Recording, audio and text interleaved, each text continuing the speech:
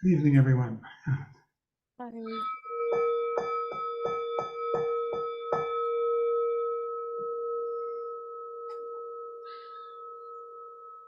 bow in.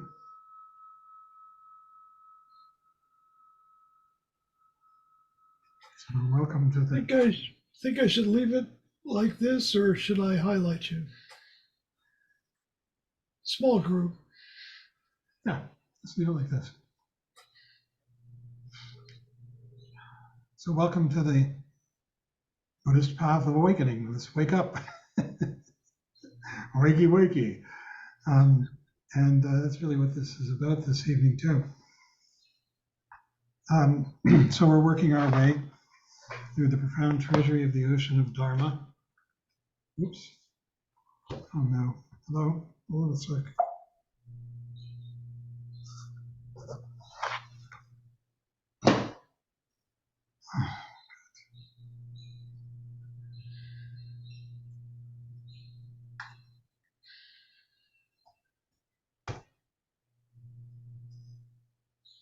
Is there any hiatus there for a second?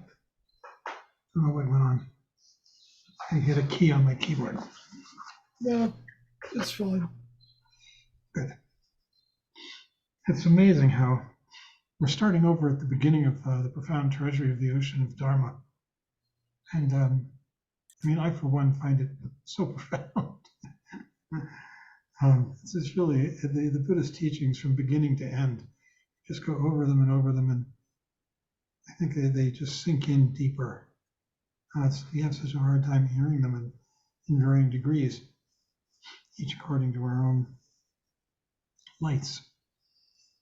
And then they never seem to get old. Hello, Christine. Nice to see you. That's great. And Vicky and Jill, everybody. Wow. Dave. This chapter I thought was really gorgeous myself, personally.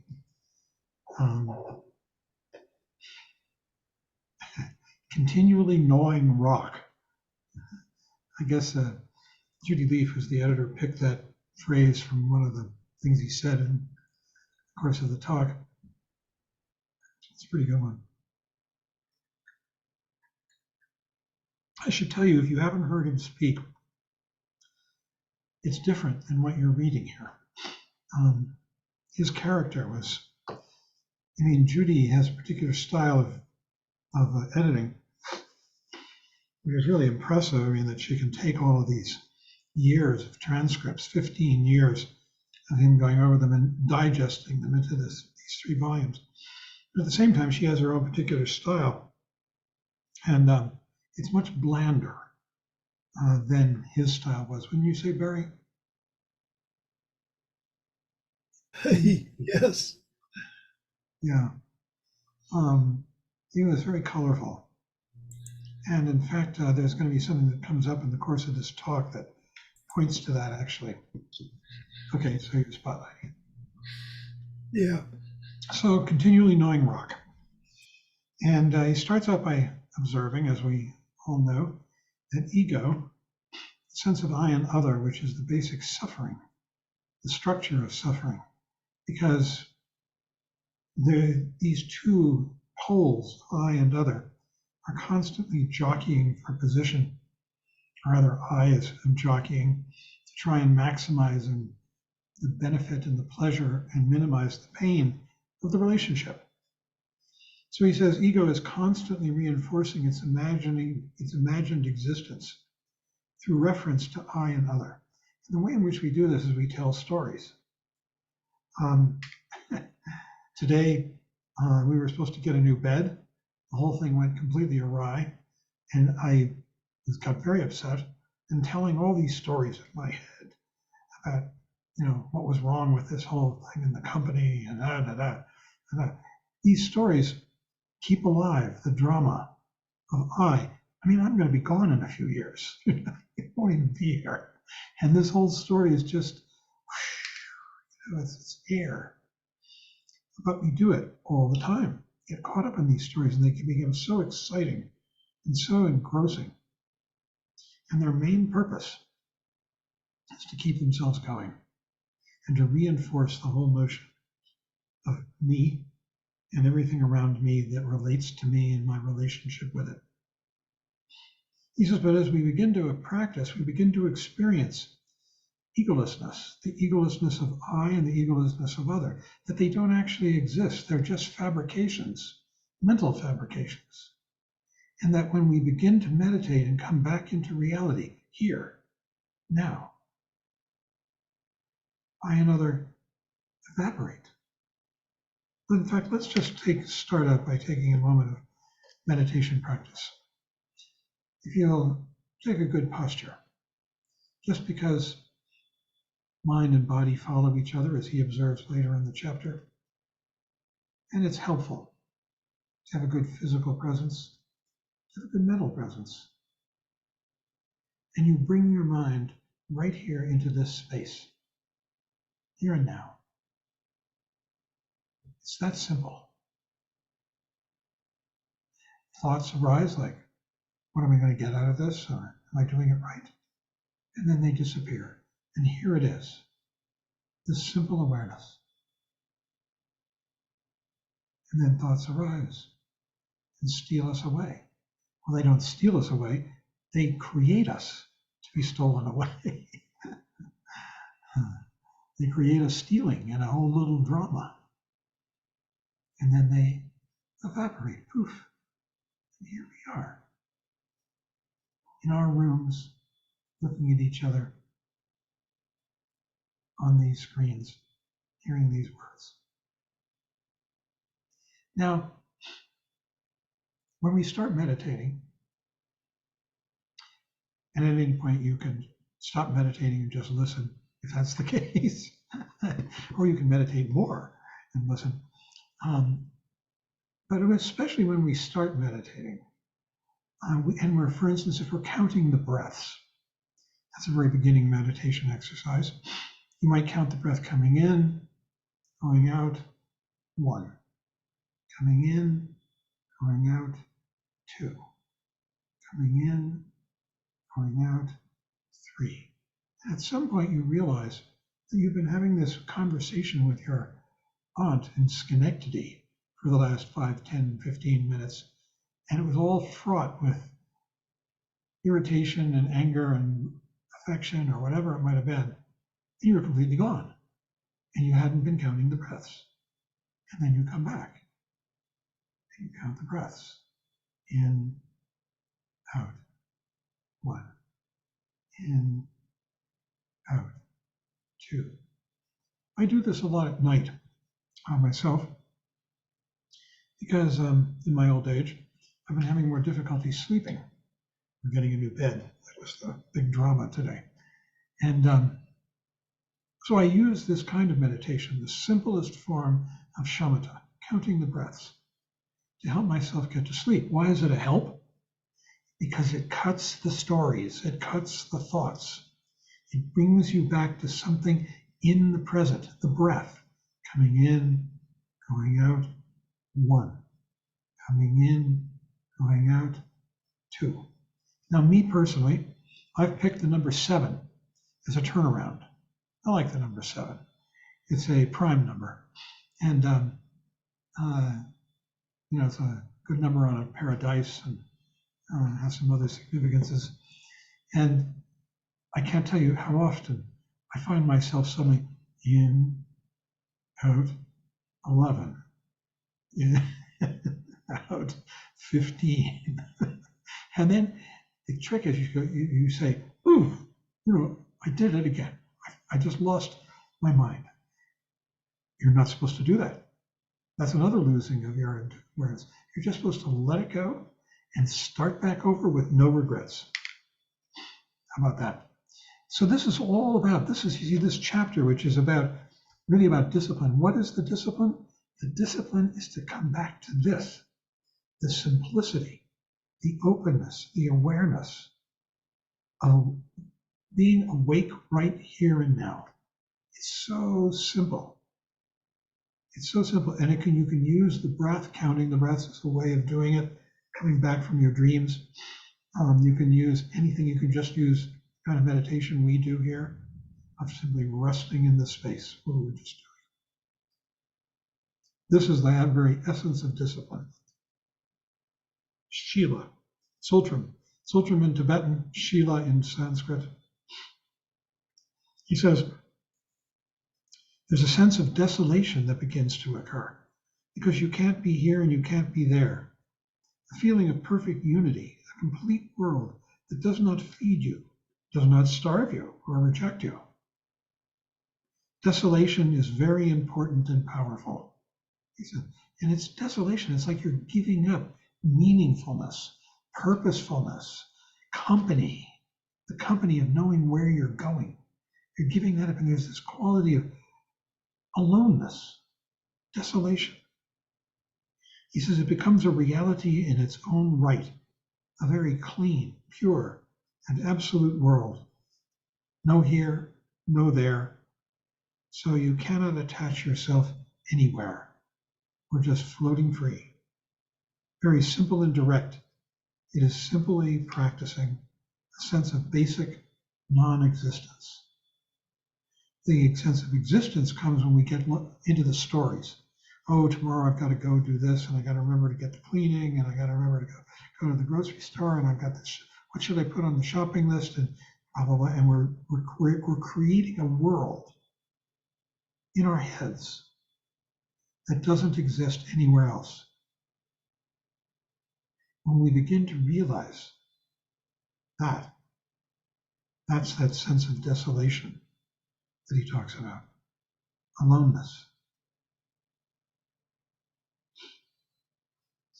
And the twofold egolessness begins to be experienced. That means just coming back into this without any comment, with any comment of, oh, I should be doing that, or that person should be saying this to me. That's gone for at least a moment as we begin to practice and live more in our practices. Nothing extraordinary happens because that I is not there to proclaim itself. So if you're getting a feeling like, whoa, look at this, isn't this terrific? I'm getting back into desolation. Isn't this amazing? A feeling of freedom and cleanness. I is speaking again. I is finding another partner. Now it's the partner of your meditative experience. So we continually just come back. He says it is impossible to develop discipline if you don't have a taste of the non-existence of both I and that or other, that they're fictions that we create. Discipline begins to evolve and develop because you are not trying to fight an enemy and you're not trying to conquer anything. It's complete relaxation into this awareness. If we're trying to fight an enemy, then there's I and there's the enemy. Another imaginary little game. He says, you're here. For what? That's it. For what? That is the question as well as the answer. God. Our understanding of samsara and anxiety produces it, and the anxiety it produces in us produces our inspiration to go beyond it. That's why we're here, because that constant irritation of again and again falling into these problems, other problems that are so fraught.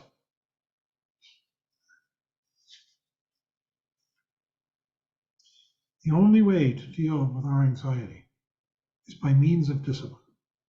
And the very essence of discipline is shamatha meditation to start and vipassana to keep going. That is the very essence of discipline. It's the discipline not of like beating yourself up, like the discipline of like, oh, I'm going to do 10 push-ups. Oh, I'm going to do 20 sit-ups. Oh, whatever it might be. I'm going to lose 10 pounds. Not that kind of discipline, the discipline of coming back to awareness, of giving it up, the game.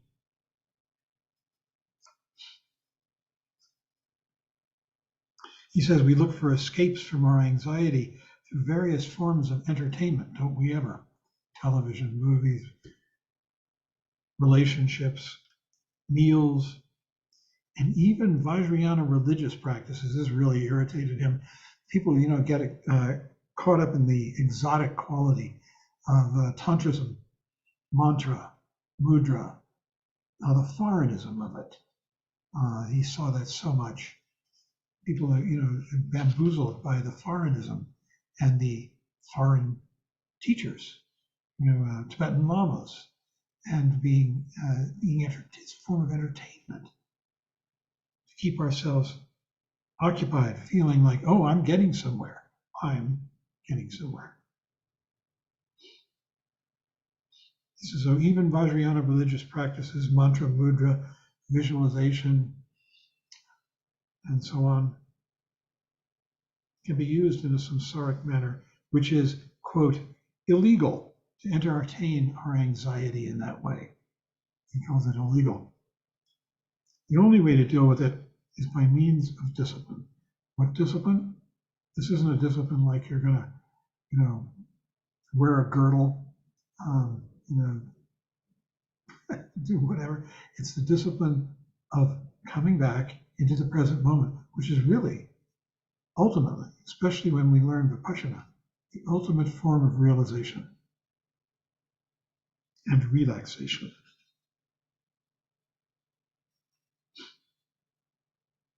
And then he says, you have to become this kind of a person, this dharmic person, really dharmic, in the sense of coming back to reality in order to enter the Vajrayana genuinely and to deal with and experience the effect of Vajrayana magic.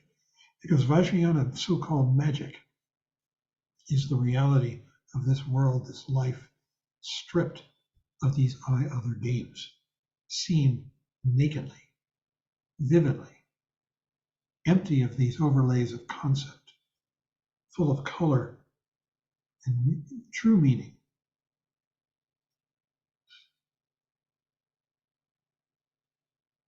He says with the Hinayana, you're doing things for yourself first.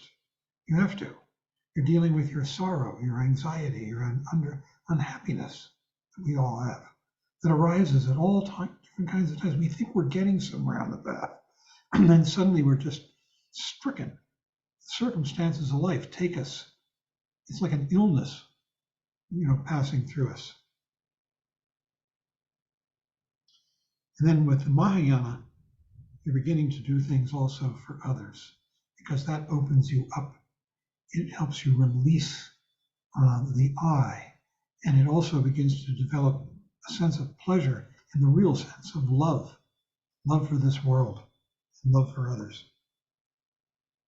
So in the Hinayana, you start with shamatha.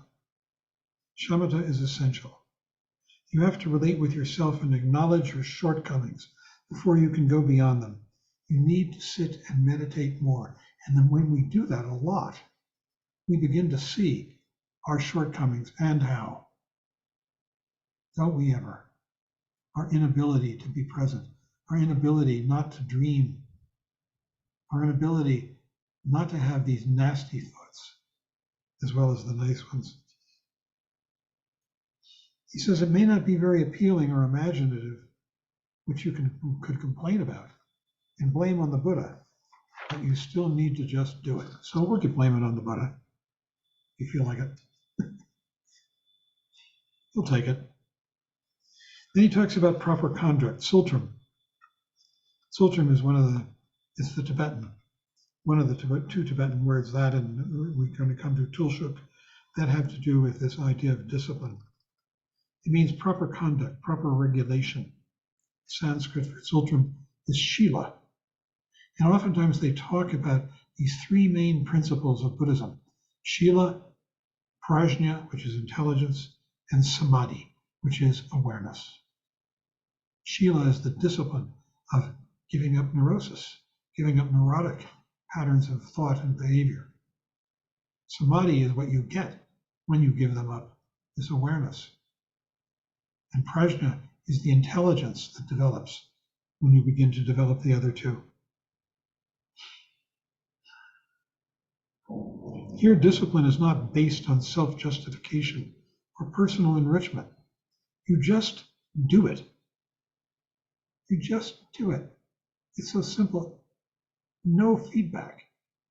in the style, he says, of the Victorian English, proper behavior.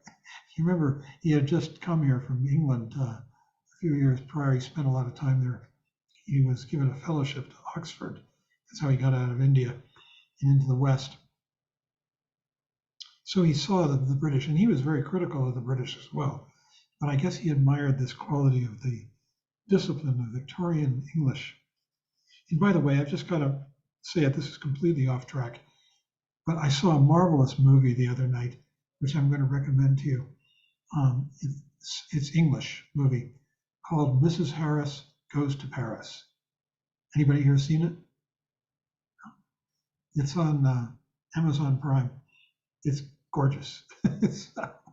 I hope you all get a chance to enjoy it. A form of entertainment. Get you out of your doldrums. So proper discipline is without personal agenda. You're giving up personal agenda. Coming back into this moment. It's he says it's not entertainment like, and then this was back in the day, right? Like macrobiotics or building a beautifully fit body or ... It's not self-improvement. Back in the day, those days, tons of us had been macrobiotic or were macrobiotic. And in fact, he was living here in Boulder and there was a big macrobiotic, semi-macrobiotic, organic food store on Arapahoe Avenue, and all the hippies, would go there and buy their grains and macrobiotic supplements. And so he was really against all that. I remember I've told this story before, but I'll tell it again. He gave a seminar up in Allens Park, up at about 11,000 feet in the Rockies. And we were all sitting on the dirt floor of this wood-covered roof, and he was sitting on a stage. And during a Q&A of a thing, a fellow stands up and he's got long hair and he's naked to the waist and he's got really nice build and young, beautiful.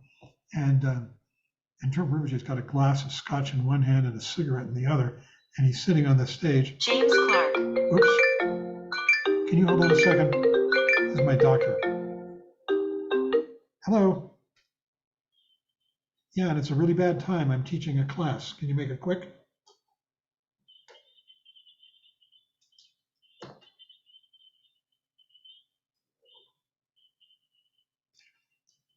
Okay, because I sent a message to Dr. Dodson, my GP, asking him what I should do about the lack of performance. No appointment. So I've got to go. Goodbye. Sorry. Old age, sickness and death. That was one of my irritations today. I won't bore you with the details of my medical issue. So this fellow stood up and he said to Rinpoche, he's sitting there with the glass and cigarette, and he says to him, "Your body is your temple. You're defiling the temple." See what Rinpoche was putting up with, all this semi-Hinduism that people were getting exposed to from Swami Satchidananda and Yogi Bhajan and all the other Hindu teachers who were around. And there's a dog walking across in front of this 4-foot stage, down on the ground. And Rinpoche leans over in his chair like this. And all we can see is the top of his head, which was full of black hair. And he was looking at the dog. And then he starts barking at the dog. And he sits back up and looks at this fellow still standing there, and he says, "The whole world is my body." And you know what that means is, like, when you come back into the present moment here, this is the body. Body, speech, and mind. It's not personal, it's everywhere. It's the physical presence of body that we enjoy when we come back to the present moment.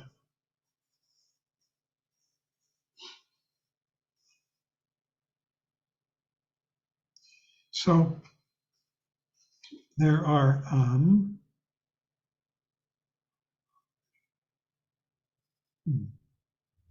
he says, you realize that in fact, Nobody knows what they're doing, but everybody feels they are doing something. Isn't that the case? And this is samsara. At that point, there is the possibility of egolessness, which is a waking up, coming out of that feeling of story of what everybody thinks they know they're doing. Then you begin to discipline yourself. And again, not like, kind of whip myself with a whatever. It's discipline in the sense of beginning to come back. The empty message of egolessness is heard. You begin to discipline yourself.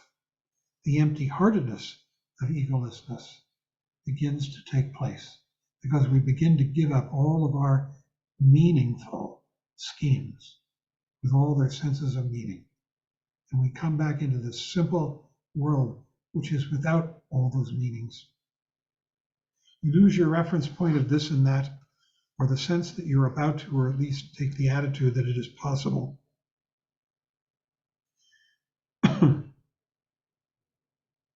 He says you can enjoy practice and celebrate with the vision of Buddha Dharma. So there are three categories of sultram, Shila. One, it is good because it allows us to manifest body, speech, and mind in the best way. These are the three gates: body, speech, and mind, which is actually here in your heart. Lecce, regarded as good, well thought of. Number two, it is action, or lay in Tibetan, karma in Sanskrit, because it is our complete occupation when we practice the Dharma to come back to this present moment. There is nothing more profound. Number three, it is a binding factor, or dhampa. Body and mind are in harmony. Our anxiety has caused us to look for an alternative, and we find that with proper shila, sultram, discipline, we can liberate ourselves individually. We can actually wake up from the dreams and be fully ourselves.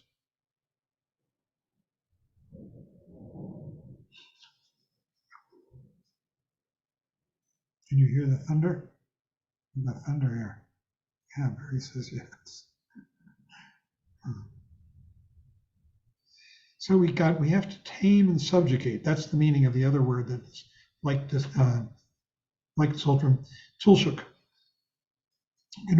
He says we're subjugating the I, ego, which can only be tamed by sitting practice of meditation, shamatha discipline.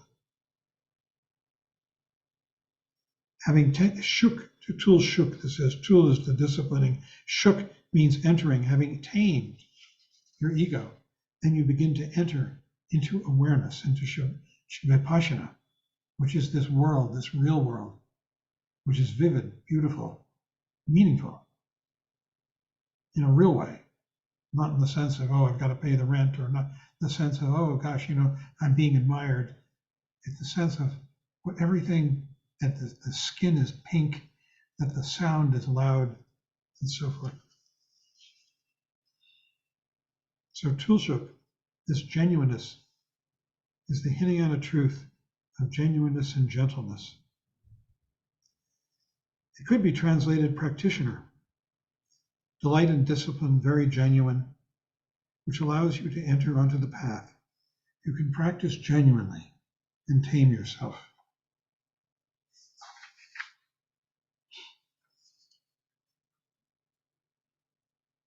So to experience egolessness, I'm saying the obvious as he was saying it over and over in so many ways. Sitting on a cushion is a no I am situation. It's like when you sit down on your cushion, you're making the gesture of giving up I am and just being. I am is a statement, unnecessary, just being here. He says to experience egolessness, you have to give up your various preoccupations. If you have a stronghold of any kind, it is impossible to experience full egolessness or no I am.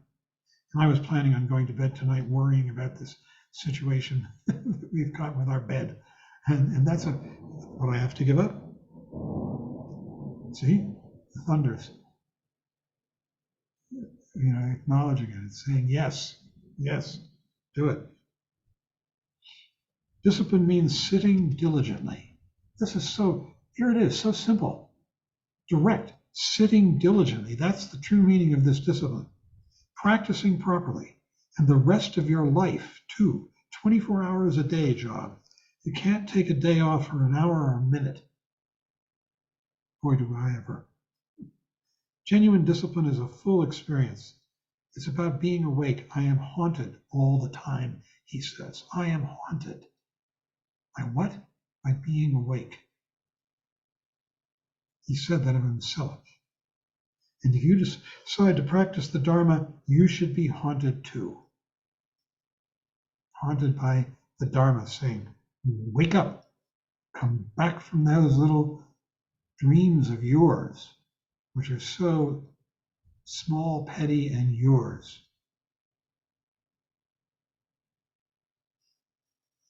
He says, we feel personally connected to the Buddha himself. We feel that he is still with us, haunted by him in the good and best sense. And then he talks about the three gates of discipline, body, speech, and mind. He says we should appreciate being human beings because we enter discipline and the Dharma through body, speech, and mind of a human being. We possess the capability of listening, hearing, thinking, and talking.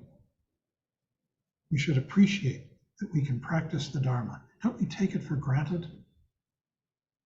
And yet we chant every day how lucky we are to be born a human being and to have this human body still so that we can practice the Dharma. We're not a dog. We're not a jealous God. We're not a hell being. We can practice the Dharma. And we're very fortunate.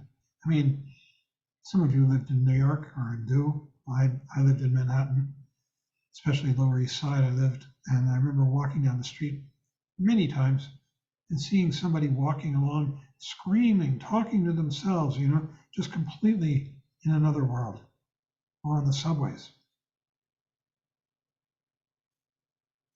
We're very fortunate. You discipline your body by going against its usual habitual tendencies. For instance, by sitting on a meditation cushion on the floor. Speech, this was an interesting one. He says it's connected with post-meditation practice. Our constant chatter and lack of attention to what we say or to how to say it. And this can be controlled by speaking with proper formality, free from the gibberish of American slang. Now, I was married for a while to Rinpoche's sister-in-law, Tessa Pybus. She was a Brit. And I wasn't there for these, but he used to give lessons in how to speak properly. They were called elocution lessons. She hated them. She spoke beautifully. She had gone to Oxford and she hated these. She called them electrocution lessons.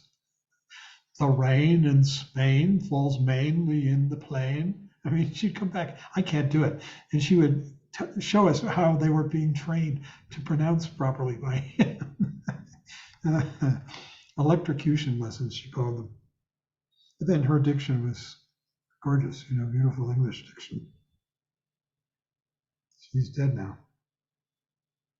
So he talks about here, though it's still true, our constant chatter and lack of attention to what we say or how to say it can be controlled by speaking with proper formality. We can listen to our diction, the way in which we pronounce words. We can listen to the way in which we construct sentences, how we express the meanings that we want to communicate. Free from the gibberish of American slang. But he also loved Americanisms. He was fascinated by language. And so when he came here, he mastered the American idiom and he used to use it. He says, we do not just blurt out our sentences. Sometimes words are entirely the expression of the vomit of our state of mind. Badly phrased, aggressive, ugly, ungrammatical. Your words have a lot of power. When you open your mouth and say something, it represents your existence.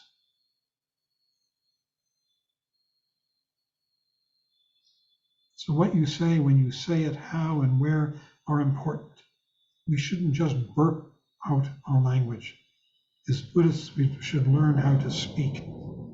I'm reading a book right now that I recommend as well.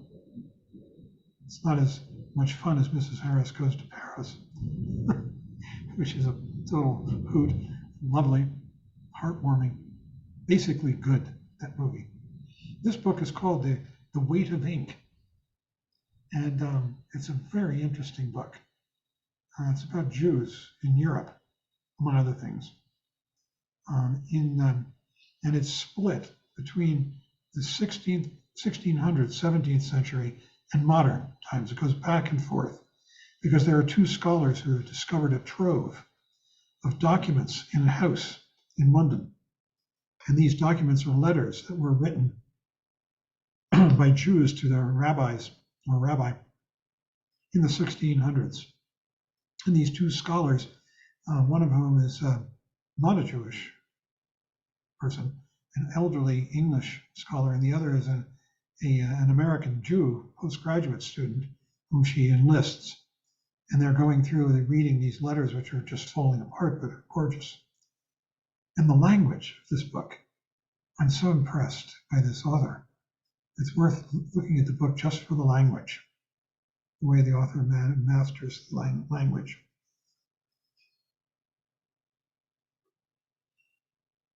And it's a beautiful novel. Mind.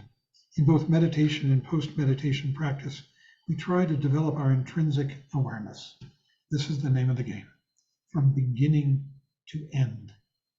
I mean, the ultimate expression of Buddhism is arguably, it's either you could call it Mahamudra or great perfection, Dzogchen.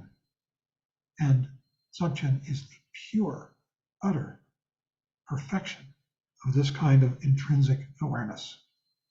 It's called Trekchit. There are two practices in Dzogchen. One is called Trekchit in Tibetan, which means cutting through. Cutting through what? Cutting through confusion. Cutting through to what? Cutting through to original purity, which is this world seen as it truly is, original and pure. Kadak is the term in Tibetan, cutting through to kadak. I mean, it's gorgeous.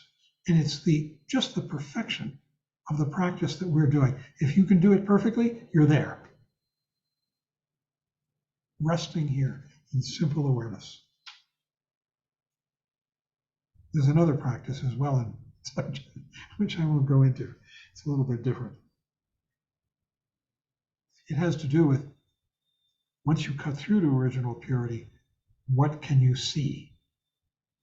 This world is not the way we see it in ordinary life. So we're developing our intrinsic awareness. Good, almost finished. Since we don't talk during sitting meditation, he says we have just our body and mind to work with, and they work together. Good posture and good awareness. This is why we emphasize posture so much. It goes together with awareness. The rider of wakefulness, that's the awareness. Riding the horse of the mind, that's the horses and the mind. So I guess the rider would be the body riding the horse of the mind. A feeling of wholesomeness, almost arrogance, you feel so healthy. How about that? A feeling of wholesomeness, almost arrogance. You begin to feel so healthy, expressing the greatest potential of a human being. We can each do that.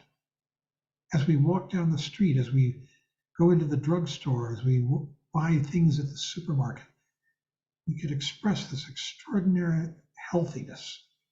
It's almost even an arrogance. It's all about discipline, which is mindfulness. That's where he says it right here. The discipline is mindfulness, coming back.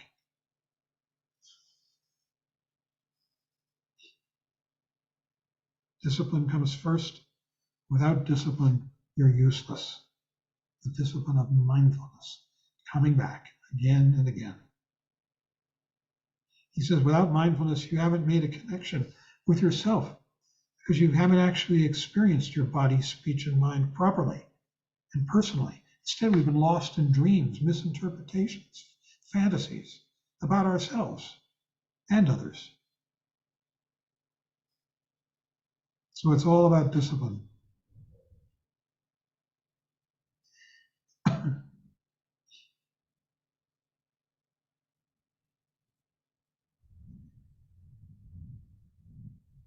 He says you need to begin at the beginning by developing veneration.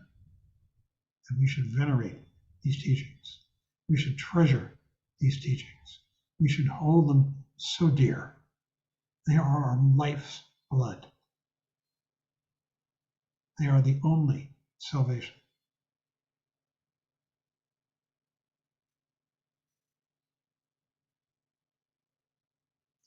He says, venerations for the instructions of the Buddha, you are worthy of it, making proper and good use of body, speech, and mind, the three gateways.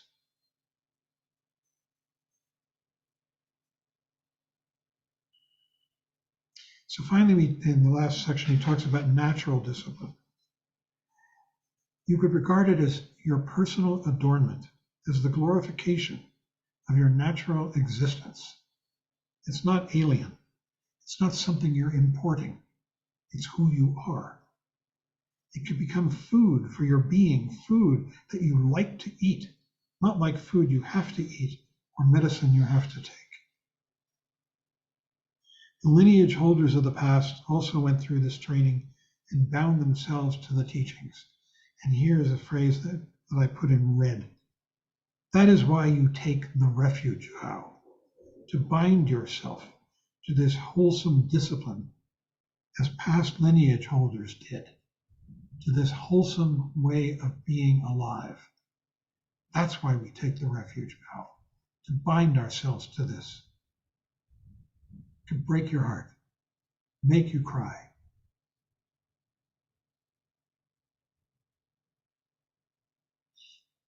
But when you take the vow, you enter into a real situation, not a theoretical one, just right here. It makes you stronger and more pleasant. You're willing to conduct yourself properly out of joy and appreciation, out of joy and appreciation. We could live our lives out of joy and appreciation. Is that an amazing idea? Rather than regarding your commitment as a kind of punishment. Genuine commitment arises out of taking delight in the practice, taking delight in this world and coming back to the awareness of it. What a revolution to take delight.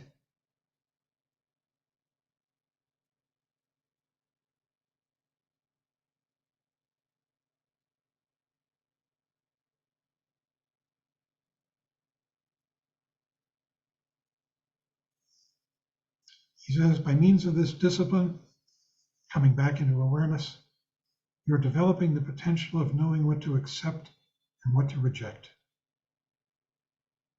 You do not accept something because it seems friendly and reject something else because it seems hostile. You simply develop a sense of natural hierarchy and common sense.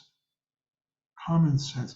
That coming back into this simple awareness, it's like knowing, and he says in this next sentence, it's like knowing not to step in the dog shit in the street. That's simple. Common sense. You don't have to even think about it. You just see it. Awake, aware. You'd live your life that way. In volume 3, he talks about how we don't need thought, that the only purpose of thought is to prove that I exist. We could live without it. How? By the simple common sense of not stepping in the dog shit. And frankly, I think that's the way he lived. I watched him for years. I don't think he was thinking about things. He was just constantly doing it, relating to people, relating to his life.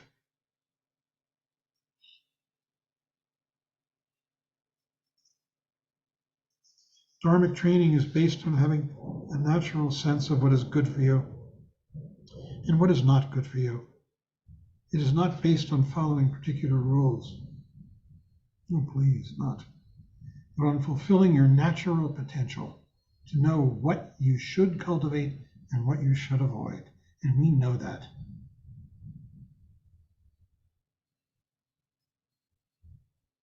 The extent to which you can fulfill that possibility depends on how open you are and how unforced your actions are. Unforced your actions are. Discipline isn't based on feeling guilty or trying to avoid painful situations and cultivate pleasurable ones. It is a natural process that binds together body, speech, and mind in a meaningful, practical, enjoyable way, a way that appreciates life. It says your entire state of being will be in harmony, which makes a wholesome human being. And that's the end of that chapter. Rather terrific chapter, in my opinion. And that's also an expression of my self-judgment. So we can have a discussion.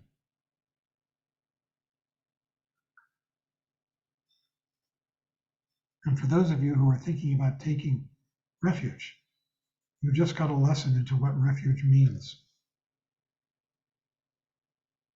The commitment to mindfulness, to being alive here and now, awake to this world.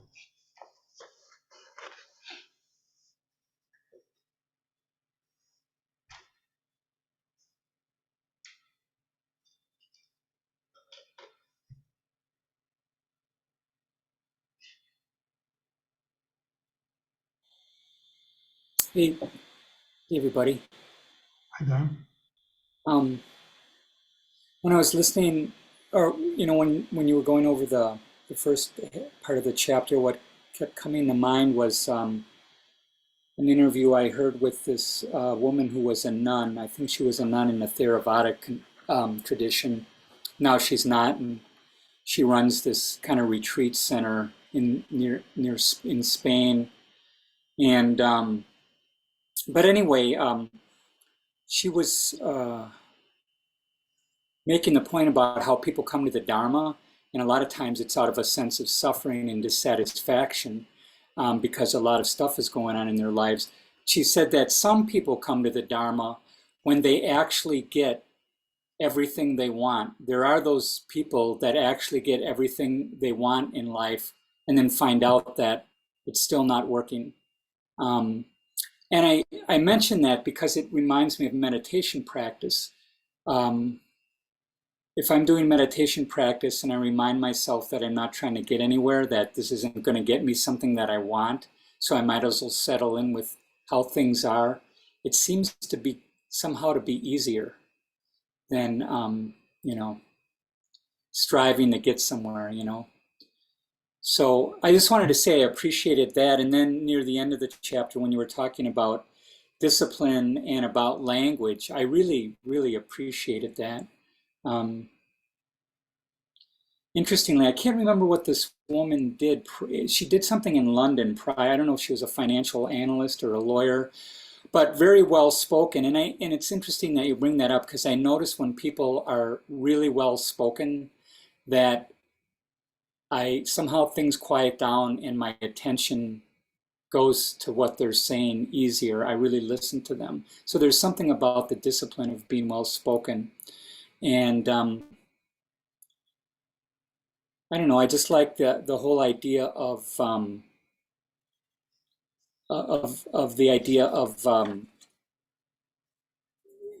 having this inspiration of joy and appreciation, like going through life that way versus sort of I don't know, kind of like some kind of strategy video game, right? Like, okay, if I work things this way, I can get more points if I work things that way.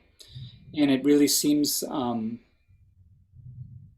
not there yet, but I like the idea of black is black or whatever he said, white is white. You just naturally step around dog shit without stepping through it, without having to make it this project. Like, okay, 1 point for me because I didn't step in the dog shit. But oh, now I walked into someone. Now that point is erased and I'm back to zero. So the score for the day is, I'm still like keeping score on the day versus coming out of things in some other less contingent based way. Anyway, I think I said enough. That's some of the things I got out of your talk in the chapter. Thank you. Thank you very much. Each one of us will hear this in a very personal way, based on our experience and our habits of mind. That was beautiful. Thank you.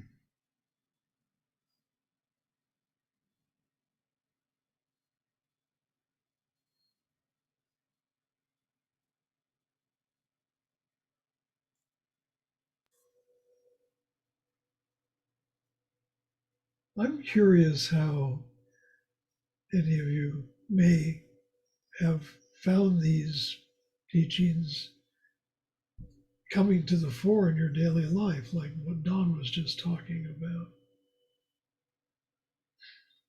Or how you even got here. With that, Teachings. Yeah. Each one of us, we were attracted to these teachings in one way or another.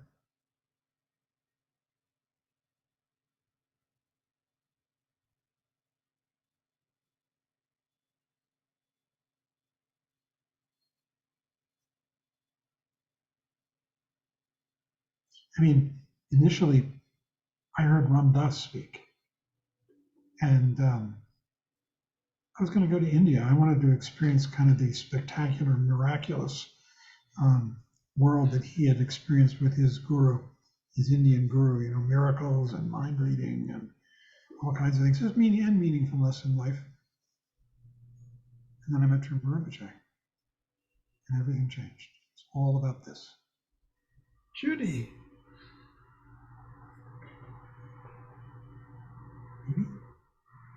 Oh, there you are. Oh, here I am. I love the idea of thought being unnecessary. And it makes me feel very peaceful when I can set it aside.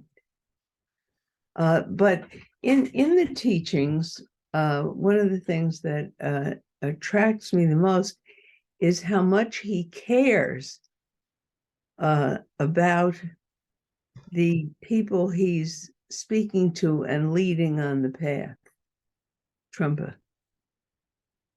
I mean, there's such detail and such direction, both he and Trolloc. They really care to bring you along the path. And no bullshit, just telling you how it has to be. Just straight out. And yet this very caring quality comes through. I think that attracts me, and I find it very comforting and amazing that just through the words in books, so much comes through of that caring to teach and to bring people along the Dharma. And you get that in this chapter a lot. Here's what it is. Here's what you need to do. If you don't do this, forget it. It's just very direct and caring at the same time.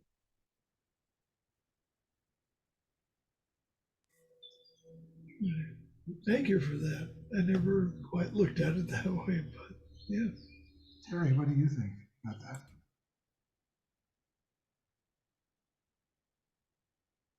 Mhm. Is it okay that I ask?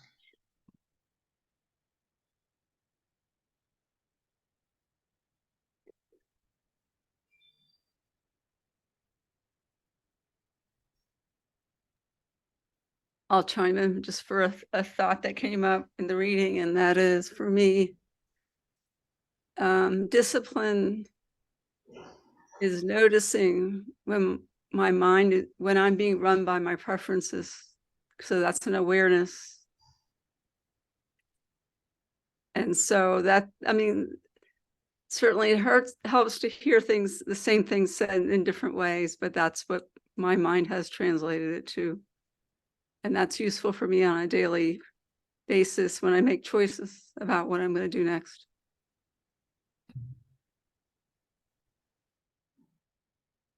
Thank you.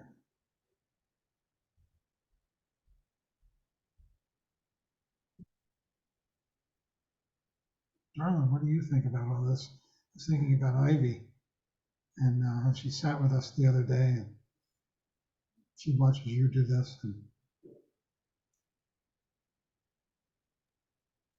I think it's been really good for her.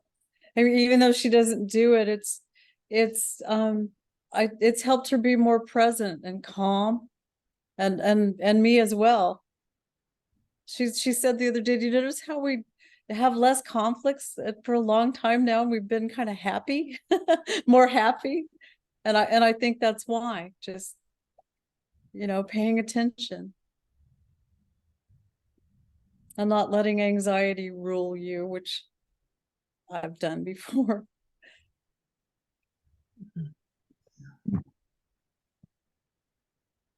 haven't we all? Don't we all? What, Judy? I say, don't we all? Mm. And you ask how we got into it, and I've been drawn to Buddhism for a long time, and then my mentor died in September, and we had been talking about my book, and but anyway, he had become a Buddhist, and so then I was missing Mac one day, and I looked up something online, and I still don't know how I found you, but that's what led me to it. And I'm getting ready now to go to meet his wife. I knew the old one. And in Asheville, North Carolina, and visit his writing cabin. And so it just feels like I'm going to go do that this week. Kind of a circle. Terrific.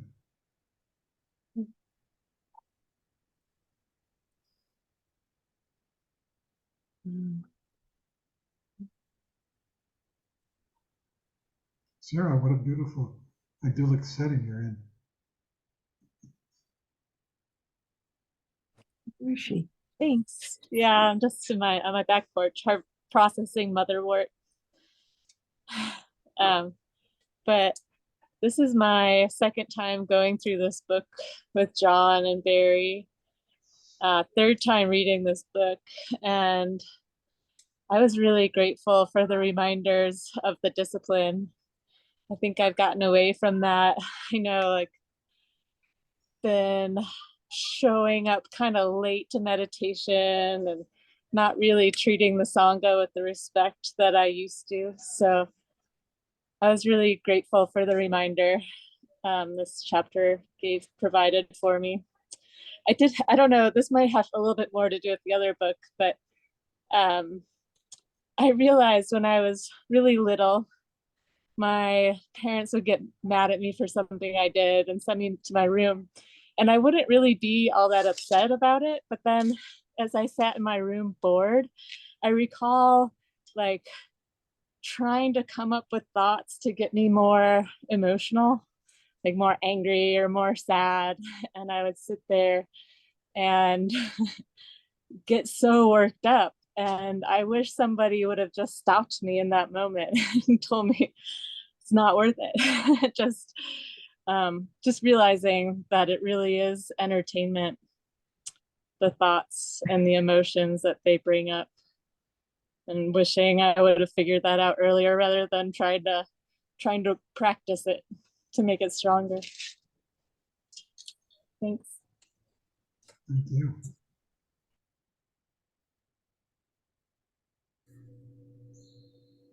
Christine, where you go? Do you have anything you'd like to contribute? What's that? I was asking Christine, do you have any thoughts?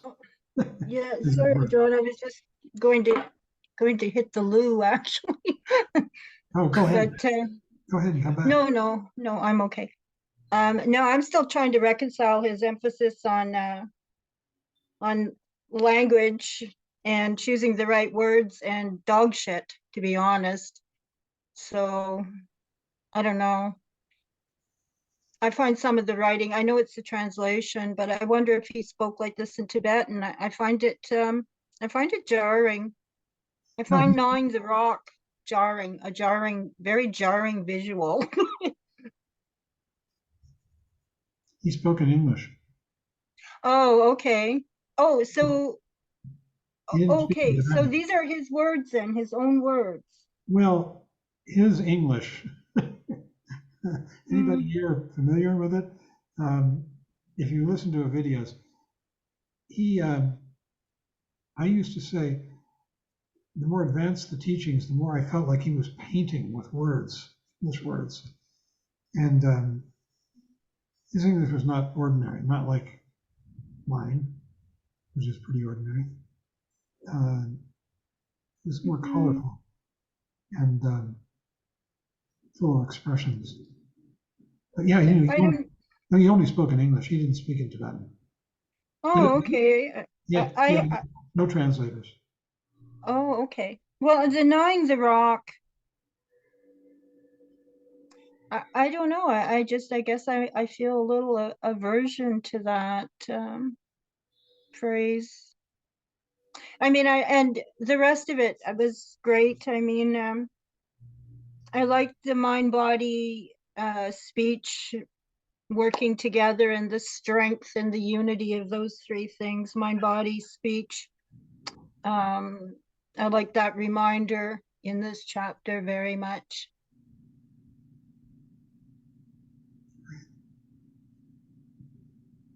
Well, thank you. Thank you for pausing. Thanks. I'm just going to, I'll be back in a minute. Okay.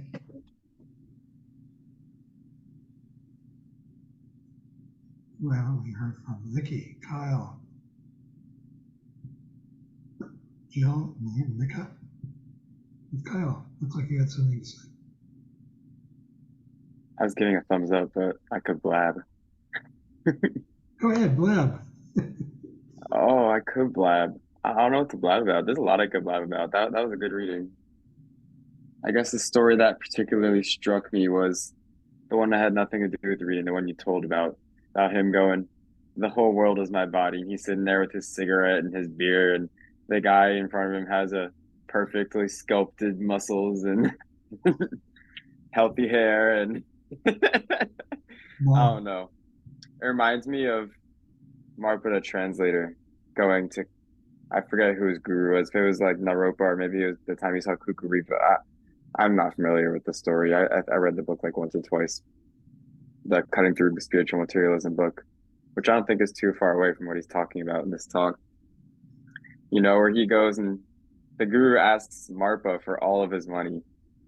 So Marpa basically gives up everything he owns. And then the guru just throws it away or burns it or something. And Marpa's like, well, what are you doing? I just gave you all my money. and the guru's like, what the hell do I need money for? The whole world is money to me. Like the whole world. Right. Got that story. It sounds the same to me. But also the Cutting Through Spiritual Materialism, you know, we can turn spirituality into a game. A couple people suggested I do Shambhala training, and I've been looking into that and going on Google and going, oh, I'm gonna do all these levels and spend all my money to go on these retreats, and it's just a game, like in my mind. Like, I'm totally using it to entertain myself. I don't know if there was a question in there.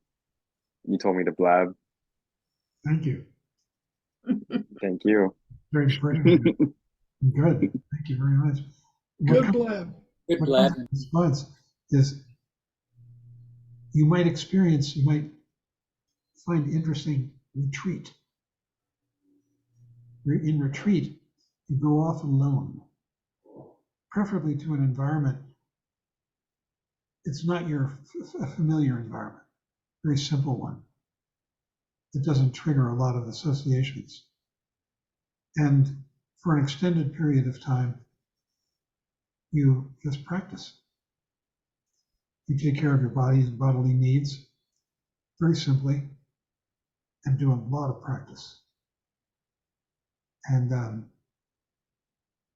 even on an initial retreat, first of all, if anyone is inspired to do a retreat, this is huge in the Tibetan tradition, retreat, this practice.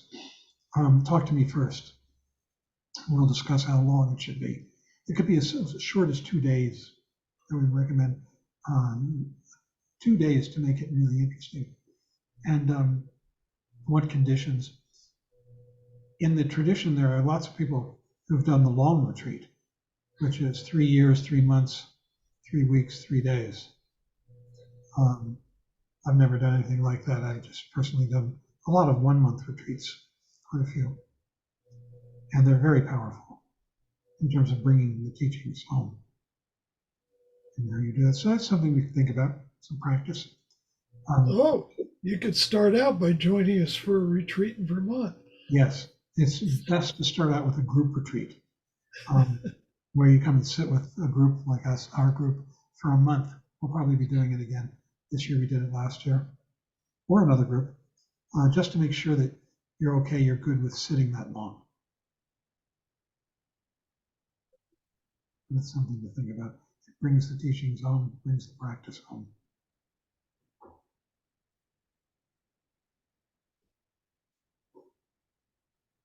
Hi, Micah.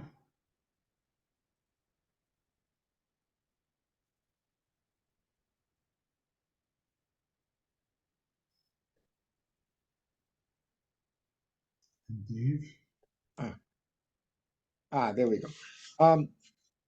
I was just thinking, I mean, it's just a thought. It's not really a question. Um,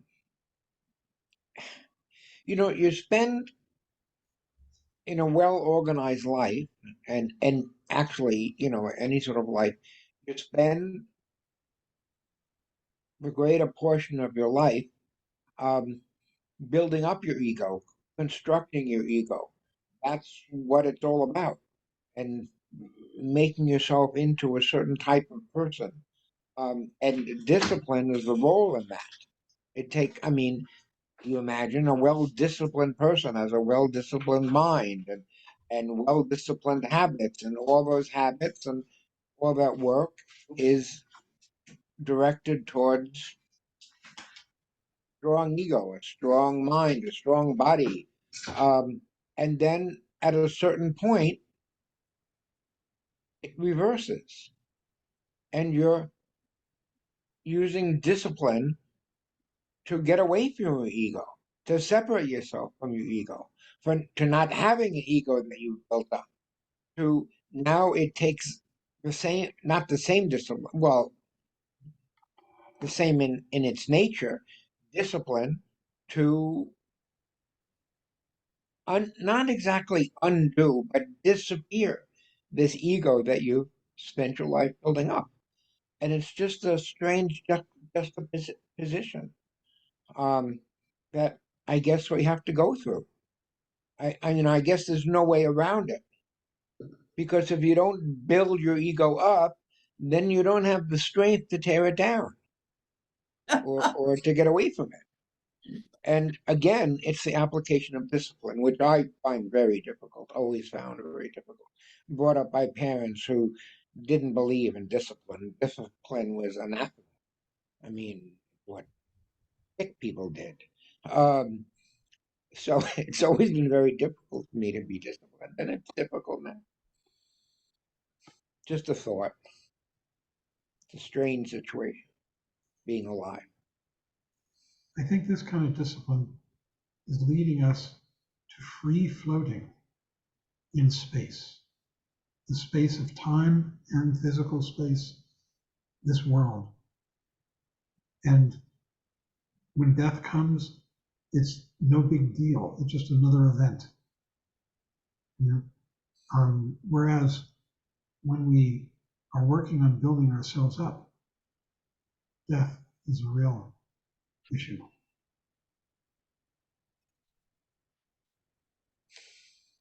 I feel that enlightened people are from as near as I can understand from people I've met, like Trungpa Rinpoche, who I take to be enlightened, or Dilgo Khyentse Rinpoche, or others whom we might meet. There are lots of more today, it's up to you. But that they've given up going anywhere in particular. Mm-hmm. Mingyur Rinpoche, at one point just left and started wandering in India, which is not a safe place to wander. And in fact, he almost died. He wound up, he got very sick. But he wandered for a year or more. And people didn't know where he was.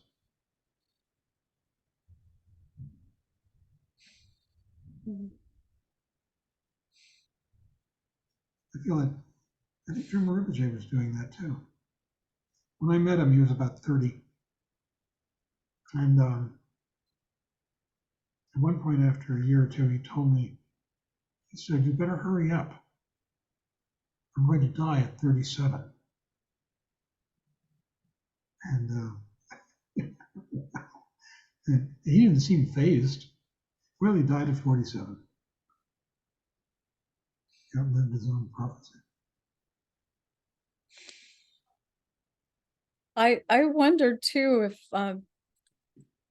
if it is necessary, like Mike is saying, because I went to a presentation a while back at the Jungian Institute in Houston, and somebody was talking about parenting, and they said that the word means to make appear.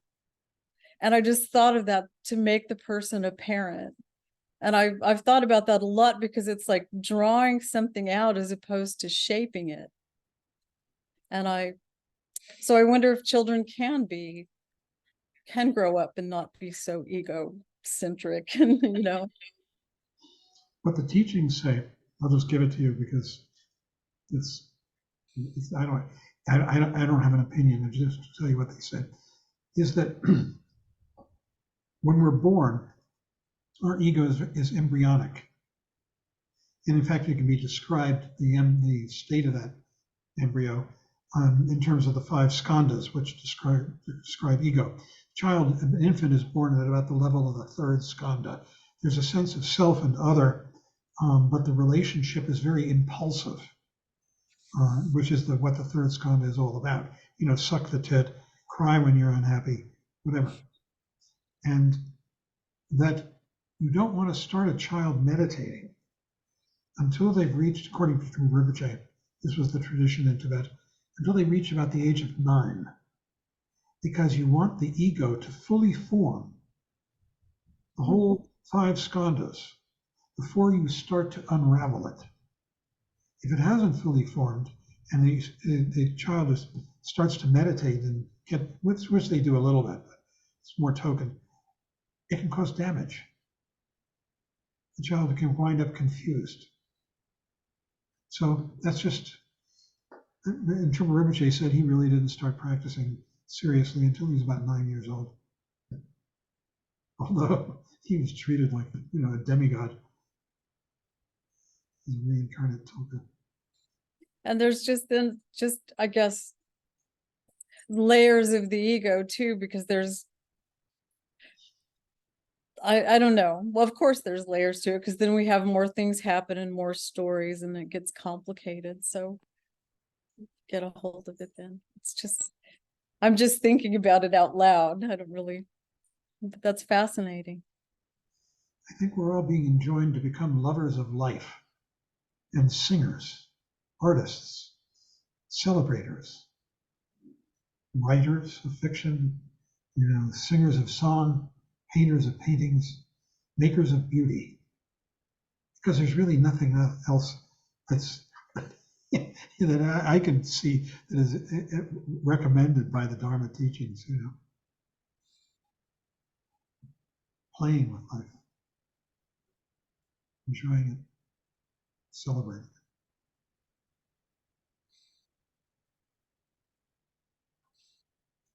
it. Dave, you haven't said anything. Do you have contribution? Yes.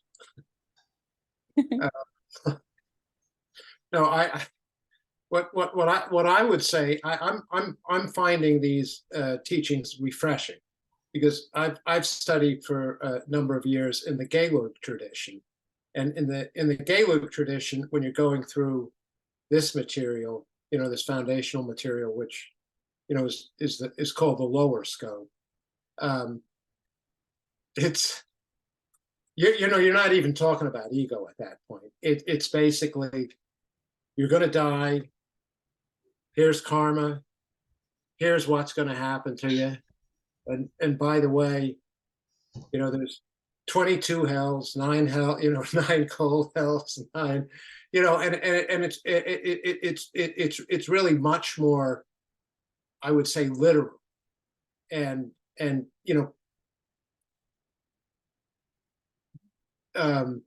designed to get people practicing, fairly focused, or early on, more or less out of. I'm being hesitant here, because I don't want to disparage any traditions, but it really is more of a kind of a mainspring of fear in the beginning, of, hey, look, you're going to have a bad time, at the time of your death, unless you get your karma straightened out. So where I'm saying it's refreshing, when Philip said, hey, why don't you come and go to this class, and it was like the Theravada teachings, I was kind of like, oh no, not not more of the demon shoving me into rivers of molten copper, right? And this has obviously much more of a kind of awakened psychological spin to it.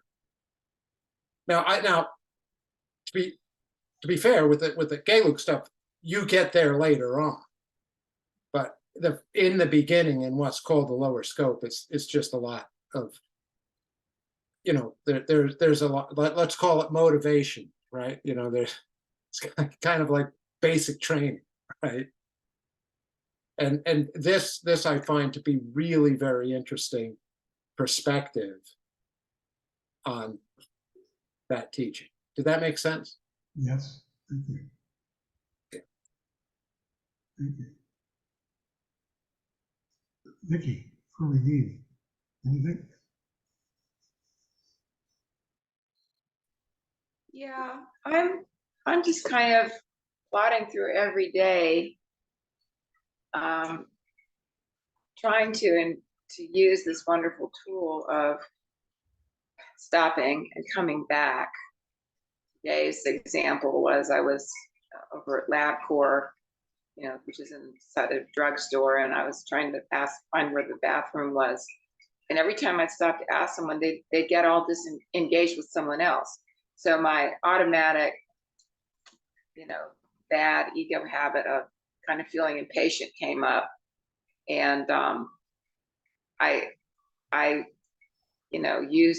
trying to use any time that these compulsions happen, and I just stopped and waited and listened, and it just starts to occur to me, what am I in a hurry for? I don't have anywhere to get to, this automaticness of it, and in the same sense too, I lost a dog a month or so ago, and I have a remaining little dog, little 10-year-old dachshund. He's blind. He's got problems, and and the whole reason we're here for joy and compassion, which is kind of the end game, when I can get out of the weeds and listen to that part of the messages that we've gotten, is my compassion for him, what it must be like. He can't really see me clearly. He can't see anything. He's always bumping into things.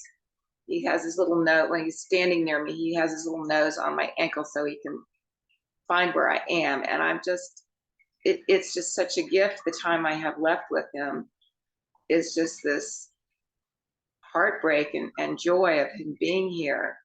And you know, not thinking what can I do to make it easier for him? How can I be more mindful, more patient?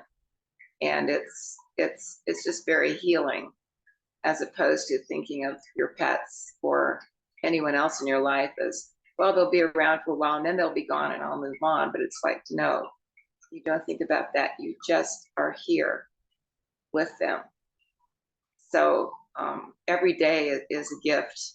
I'm in a lot of pain physically a lot, and even having to pick him up hurts, especially at 2 a.m. when he needs to go out. But it's just all part of the path. And so that, and the noticing me being impatient with people and not seeing them, and you know, I thought, no, I should look at this person that's in front of me. I don't know them. I'll maybe never see them again, but just to get off of the treadmill, it's to use every little tool, every little opportunity during the day. You know, when it presents themselves. So I'm finding that kind of sacred. It doesn't always feel good, but I'm definitely doing something I did not do before I came to this path. And I found you during COVID. I was looking online for company because I'm sort of isolated down here. And you know, it's just initially I didn't wasn't being present for, I think you'd already gone, you were just finishing the Hinayana. So this is my first real hike with everybody through it. And I really appreciate it. It's very profound. Thank you. Thank you. Beautiful. That's great. And that's what I was asking for, actually, is, I mean, my experience with this is that sort of despite myself as I went along, all these teachings and practice just started, you know, seeping in to the rest of my life, and, you know, just becoming part of who I am. And now I relate to things in a quiet and subtle way. And yeah. And I think we're out of time, actually. We are. Darlin, did you want to read this now, or do you want to put it into chat? You're muted. I just wanted to share it with you. I was going to send it to everybody, and it's real short, but you talked about staring in the eyes of a mountain lion, and I did that once. So, so that's if it's short, read it to us. Oh, I don't know if it's that short. Let's see. Do you think? I don't know. People want to hear this? Yeah. Great. It's not, yes. Got a lot of yeses. Like, or paragraphs. I mean, I don't know, but it's okay. It's nonfiction. It's called Dulce, which is a place that I lived on the Hickory Apache Reservation when I was a child for a little while. I didn't expect to read it, so I didn't. In Dulce, we lived high in the mountains, and we had our dog Boots with us. In summer before school, my brothers and I ran in the tall grass chasing dragonflies, holding them tenderly in the cup of our palms and jars to study their colors briefly before setting them free back over pools of reflecting water. They were another magic like the fireflies I watched ignite in green lights in Mississippi. As they flew off into the sun, I could feel their bleeding wings in my heart in that utter joy over the beauty of the flowers. One morning I stepped outside calling for Boots and saw a mountain lion on a rock that was taller than the trailer we lived in, just right in front of me. We stared into each other's eyes. I watched him flick his tail, watching me, deciding, our breath right there in the same air, so close it mingled. I backed away and away until I made it back to my trailer and ran inside. When I looked out, he was gone like a vision. He filled my mother with fear for what was outside, but I'd watched him watching me. I'd watched him let me go. And Boots came home with porcupine quills in his face our father had to remove with pliers. And Boots refrained from biting over the pain. While Boots lay by the door healing, I ran over the dirt of the driveway of the trailer park to the landlord's house, playing tag football with the Indian children of our landlord. We were all so tough and fast, made of muscles and hardly cracking when we pounded into one another. I could trip and stay on my feet jumping through that air. And then I didn't know where the cage came from, but there was a cage beside the landlord's house, the toughest, most unbreakable cage, and in it was a sad cub. We children watched him and wondered, looking behind us and higher into the mountains, if his mother would come tearing down for him, if she would try to break the cage. At night, I heard him wailing for her, and I hoped she could. She'd come and save him. She'd weave her way so rapidly down the mountain, past the rocks and the trees, and break that cage apart and take him home. The moon was round and bright and glowed over his cage. I hoped so much she wasn't dead. And then the cub was gone, and no one talked about it. Longing for him to be home, I walked with my brothers over boards covering a crevice, and there on the other side was a rattlesnake coiling and rattling at us. I ran and looked back from where I'd fled to see my baby brother, who's with those blonde curls staring down in curiosity, fearlessly reaching for the interesting being. I ran back and swooped him in my arms, and then the men came and chopped the snake in half and talked about a den under there and how they needed to protect the children.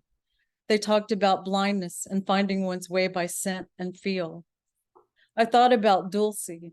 I thought the earth must be sweet, the grass that grew from it, those flowers, all those animals of every size that had never hurt us. Once Boots was even bitten by a rattlesnake and his face swelled, but he didn't die. The world was ethereal. I'd learned not to be so surprised by hatred, not to be so woebegone now that we were away from hunger in Mississippi. In that beauty I could feel in my breath, in my blood. I didn't care. My body was lithe now, not yearning for food, but yearning to run and be outside in that murmuring world where all the dangers were worth it.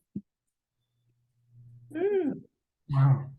I just kept Wow. thinking about that mountain lion when you said, well, if you're staring into the eyes of a mountain lion, you know, and I did. This is you wrote this. Yes, and it happened. This is some of my nonfiction. And here, I'm going to put it in chat for everybody. Thank you. Darling, that's amazing. The reason my dachshund is blind was a pygmy rattler bite 2 years ago. Oh, wow. As he's aged, I think the neurotoxin, I'm just finding, there were a lot of things, his behavior was affected, but I think his blindness is from that right now. So timely. It's in chat, the link to this online, everybody. Oh, great. You can copy it. And I hope it goes easy with your doggy. It's hard. Thank you. Well, we should do the closing chants. Don, you want to lead? Yes. You're here. Yep. I'm going to mute all.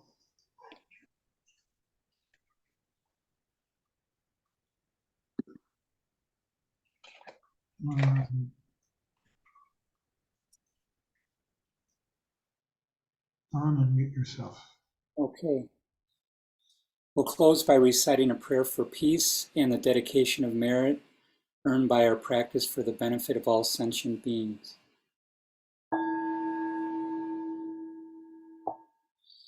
by the blessings of enlightened and compassionate ones, by the power of my positive actions of 3 times and my prayers of pure aspiration, may wars, conflicts, epidemics, and all other maladies dissolve in this world, and may the earth and all who live on this earth enjoy the abundance of well-being.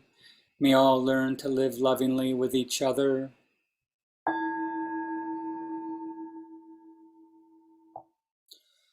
By this merit, may all obtain omniscience. May it defeat the enemy wrongdoing. From the stormy waves of birth, old age, sickness, and death, from the ocean of samsara, may I free all beings. By the confidence of the golden sun of the great East, may the lotus garden of the Rigdon's wisdom bloom. May the dark ignorance of sentient beings be dispelled. May all beings enjoy profound, brilliant glory.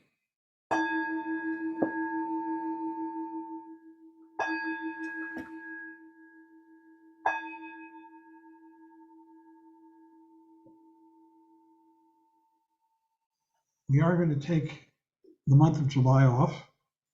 However, by request, Meg has requested that the discussion group continue to meet only on Tuesday nights after meditation.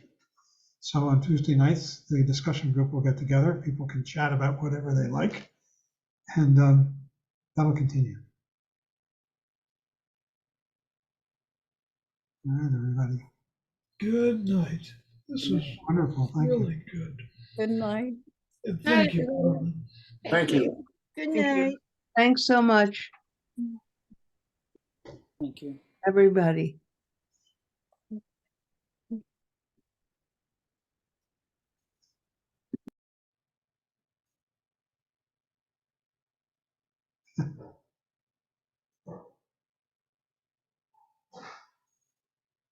Do I owe you a conversation? Hi, John. Oh, look at Mika. Huh? Mika sleeping. Well, we were going to talk tomorrow.